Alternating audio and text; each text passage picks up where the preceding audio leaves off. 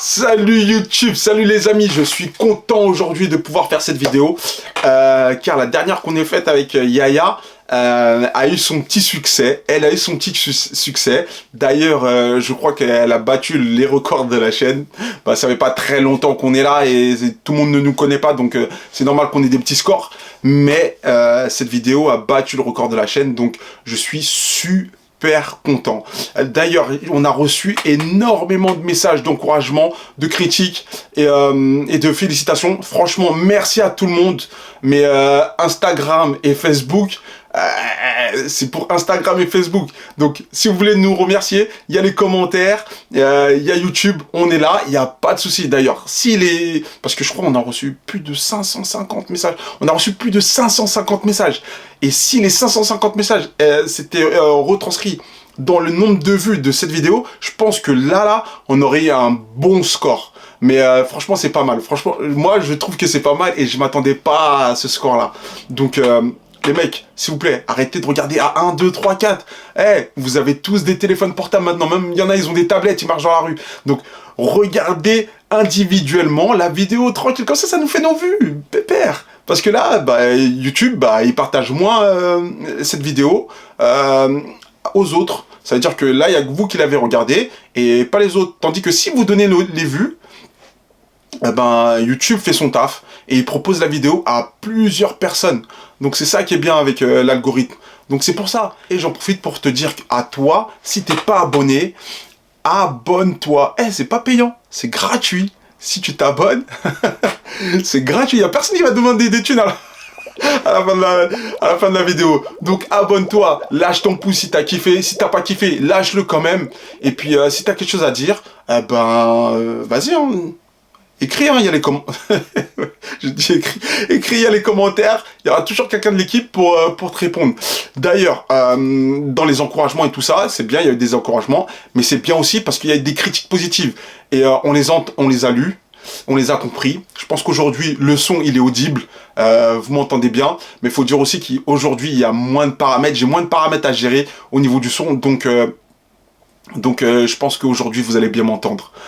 Et la question qui est revenue le plus souvent, c'est ouais Charlie, tu fais ta vidéo, tout ça, c'est cool, mais c'est quoi le Clubhouse? C'est quoi le concept? Hein? Donc aujourd'hui, oui, je vais expliquer explicitement ce qu'est le Clubhouse Foot. Et pour ça, il faut que je revienne en arrière. Quand j'étais plus jeune, c'était un rendez-vous hebdomadaire avec mes amis. C'était le dimanche soir, on accompagnait ça de pizza et soda et on regardait le match à la télé. Et après le match, on faisait un débat et ou sinon on parlait de l'actu foot en général et des fois on refaisait le monde. On parlait de filles, de voitures, de politique des fois. Donc on refaisait le monde. Et c'est ça aussi que je veux réitérer sur la chaîne et aussi dans l'endroit où on se produit, où on diffuse les matchs. Car il y a 6 mois, j'ai fait la connaissance, une bonne connaissance d'un gérant de salle de spectacle et on a décidé ensemble que j'allais animer les soirées foot. Donc ce qui se passe, c'est que il y a une soirée foot, il y a une salle qui est magnifique, elle est superbe, franchement faut venir. C'est à Lagny-sur-Marne, ça s'appelle l'Espace We Welcome, ça déchire. La salle, elle est juste magnifique. L'écran, il est gigantesque. Il n'y a pas moyen de rater une action là, sur cet écran. Ensuite, après le match, on installe des canapés, histoire de se mettre à l'aise. Avec quelques amis, et là, on se tape un débat. Et après, je remets ça sur YouTube. Donc voilà.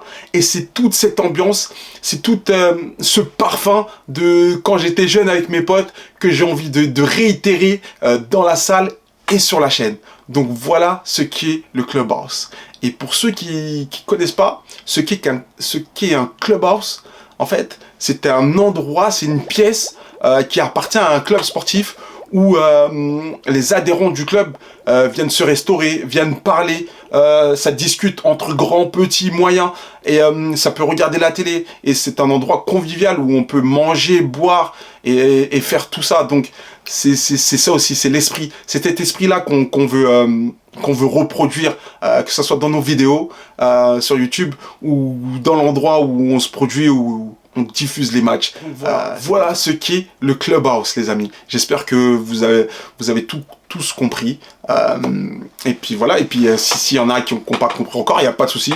Je peux refaire ma démo, donc voilà, en tout cas, c'est un plaisir. Ensuite, pour vous dire, juillet, août, j'espère pouvoir vous proposer divers sujets, divers contenus.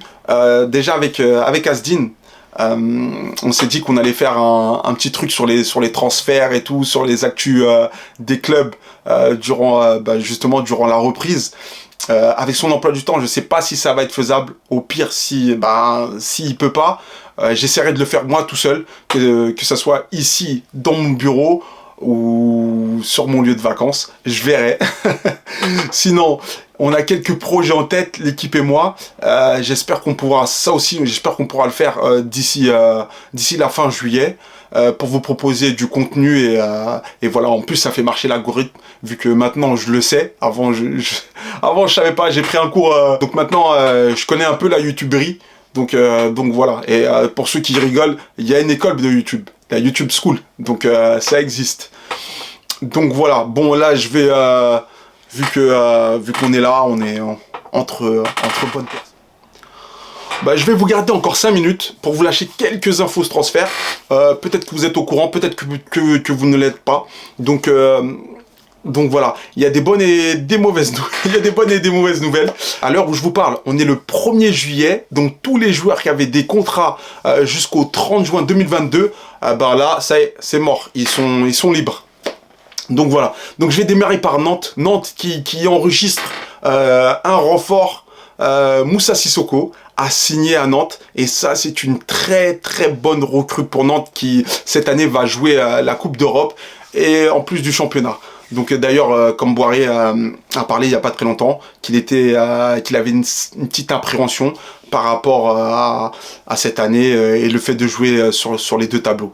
Donc voilà, et ils sont toujours sur Milik et sur Luis Enrique de l'OM, donc à voir si ça se fait ou pas. Par contre, je sais qu'ils ont refusé une offre de Nice pour Moses Simon. Donc voilà, et puis ils ont quelques joueurs qui ont des bonnes sorties et des bons joueurs.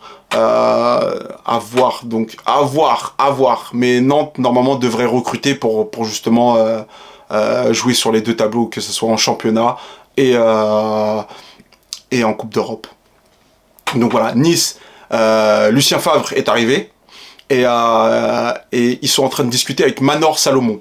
Manor Salomon, c'est un jeune Israélien, milieu offensif qui joue au Shakhtar, qui est pas mal technique. D'ailleurs, lui, sur manager, moi, je le prends tout de suite. Maintenant, est-ce qu'il sera aussi bon sur manager qu'à Nice? Ça, on verra. En tout cas, Kluivert et Benitez sont partis. Kluivert est retourné à Rome et Benitez est parti gratuitement au PSV. Donc pour parler de Rennes qui a perdu Aguerd, qui est parti à West Ham, mais qui est en train de parler avec Umtiti. Umtiti, je pensais qu'il allait rejoindre ses amis à Lyon. Donc vu que le presse de Lyon voulait retourner aux sources, avoir plus d'ADN de Lyonnais, je pensais que vraiment qu'il allait aller à Lyon, mais apparemment ça discute avec Laurent Meurice, comme ils se connaissent depuis Lyon, donc c'est ça qui doit faciliter les échanges. Donc voilà. Ensuite, vu qu'on parle de Lyon, on va parler de Lyon, hein, qui a enregistré la venue de Lacazette, et franchement ça c'est un très bon coup. C'est un très bon coup de la part d'Olas et compagnie, et qui sera suivi par Tolisso. Franchement, ça c'est trop bien. Alors Lyon, ils vendent cher leurs joueurs, et en plus après ils les rapatrient gratuitement. Ça, franchement, ça c'est bien joué.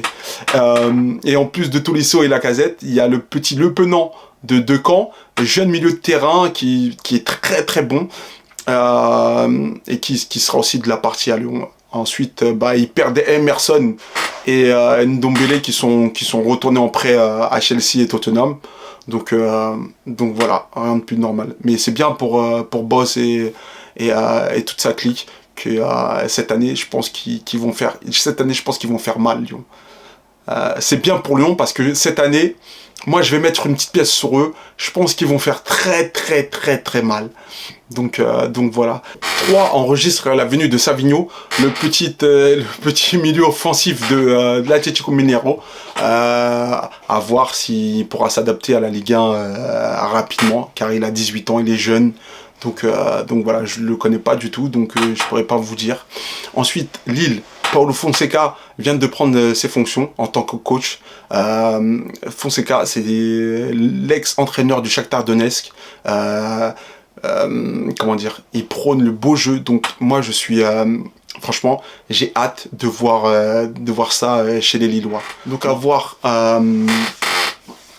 s'il pourra reproduire la même chose qu'il a fait au Shakhtar à Lille. Et comme je vous dis, moi je suis vraiment impatient de voir ça. Parce que le Shakhtar, franchement c'était le beau jeu. Vous savez que Botman est parti à Newcastle, que Yilmaz est parti gratuitement en Hollande. Donc ils ont recruté Zedatka, le latéral droit de Clermont, qui a fait une super bonne saison l'année dernière avec Clermont, avec qui il est monté de Ligue 2 en Ligue 1. Donc voilà. Ensuite, pour parler du Paris Saint-Germain, une bonne nouvelle. Ça y est, ils ont enregistré leur première recrue sur l'Air Campos.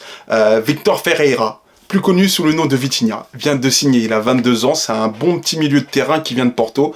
Et ça, c'est une très bonne nouvelle pour le champion parisien et la Ligue 1. Ils sont toujours sur Skriniar et Scamacca, à voir si ça va se décanter dans les jours à venir. Diallo et Kerrer sont pistés par le Milan AC. Donc ça tombe bien, vu que Paris veut s'en débarrasser. Donc s'il y a à faire, il y aura à faire. Et puis Areola et Bulka sont partis respectivement, un à Nice et l'autre à West Ham, là où ils étaient prêtés tous les deux.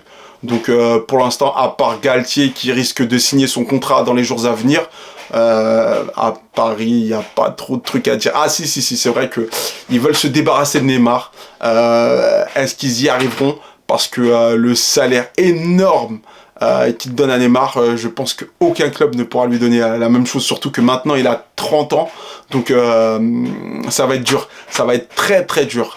Donc voilà pour le club parisien. Ensuite, j'en viens à la mauvaise nouvelle. La mauvaise nouvelle du jour nous vient de Marseille.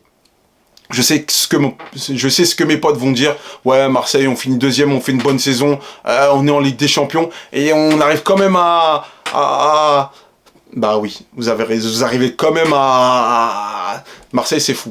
Donc voilà, je pense que Sampaoli ne sera plus l'entraîneur de l'OM. Il y avait des bruits qui couraient à la fin du championnat, qu'il n'était pas content, par rapport à la direction sportive et par rapport à ce que lui voulait faire. Donc je pense que c'est là d'où vient le couac. Franchement, cette info est à mettre au conditionnel, mais le bruit, il est vraiment trop fort pour que ça soit un pétard mouillé. Donc je pense vraiment que malheureusement, parce que moi je l'aimais bien, et il est argentin, donc moi j'aime tout ce qui vient d'Argentine. Donc voilà. Donc je pense qu'il ne sera plus l'entraîneur de Marseille d'ici demain. Et à l'heure où je vous parle, comme je disais tout à l'heure, on est le 1er juillet, donc à voir. Par contre, aujourd'hui, l'OM enregistre la venue d'Isaac Touré. Isaac Touré qui est jeune, il a 19 ans, il vient du Havre, il est défenseur central, il mesure 2,03 m. Il est archi grand. Justement, il fait partie de l'équipe U19 qui est allée jusqu'en demi-finale du championnat d'Europe. Ils ont perdu contre l'Israël, je crois.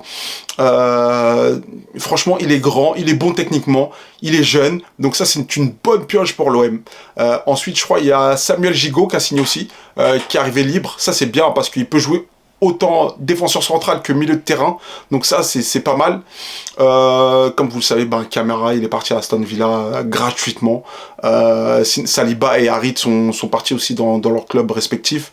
Par contre, il y a les retours de prêt. Amavi, Benedetto, Strootman et Radonjic. Donc eux ils sont revenus de prêt. Donc voilà, je pense que j'ai dit les plus grosses lignes en France. Après, au Milan AC, moi je suis content que Massara et Maldini ont signé, car c'était les zones forts du Milan qui est revenu au devant de la scène. Et ça, franchement, moi, je suis super content parce que le Milan AC, il m'a fait kiffer quand j'étais petit. Oh là là là là là là là. Donc, les voir aussi haut, franchement, ça fait super plaisir. Et de voir que Maldini et Massara ont re-signé. Donc, c'est bien. Comme ça, ils vont pouvoir pérenniser ce qu'ils ont commencé à faire. Donc, voilà. En Italie, Lukaku a signé. Il portera le numéro 90, vu que le 9 était pris. Donc, il y a un retour à l'Inter. Donc, ça aussi, ça c'est bien pour lui. Barcelone. Barcelone, ils ont signé avec une grosse banque d'investissement qui s'appelle 6 Street. Donc, ça aussi, ça c'est bien pour eux. Ça va leur permettre d'avoir un peu plus de monnaie pour cette période des transferts. Donc, et cette banque est reconnue mondialement pour leur sérieux et aussi parce qu'ils pèsent. Franchement, ils pèsent. Ah. Ensuite, Xavi et Lewandowski se sont vus à Ibiza. Qu'est-ce qu'ils se sont dit? Je sais pas. En tout cas, Xavi et Lewandowski se sont vus à Ibiza. Après, ce qu'ils se sont dit, ça, on sait pas. Donc voilà, je pense que j'ai donné les plus grandes lignes. J'espère que ça vous a plu. Donc voilà, si toi qui regardes, t'es pas abonné, abonne-toi. Abonne-toi mon gars. Abonne-toi. Et je sais pas si je l'ai dit, mais pour les soirées où on diffuse des matchs, moi je recherche une fille pour venir parler de foot avec nous. Donc si tu nous regardes, t'es une fille, contacte-moi. On a l'Instagram, le Facebook, et là sur YouTube, il n'y a pas de souci. Donc voilà, si t'es une fille, t'aimes le foot, tu veux en parler, bah viens avec nous, la porte elle est grande ouverte. Sinon, à plus tard pour de nouvelles aventures. Ciao ciao.